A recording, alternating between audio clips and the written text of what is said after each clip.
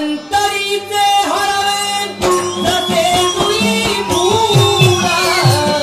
भाव अंतरीचे हरवे भाव अंतरीचे हरवे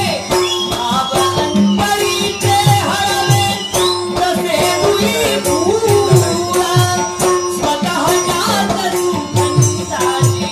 स्वतःच्याच सुगंधाची स्वतःलाच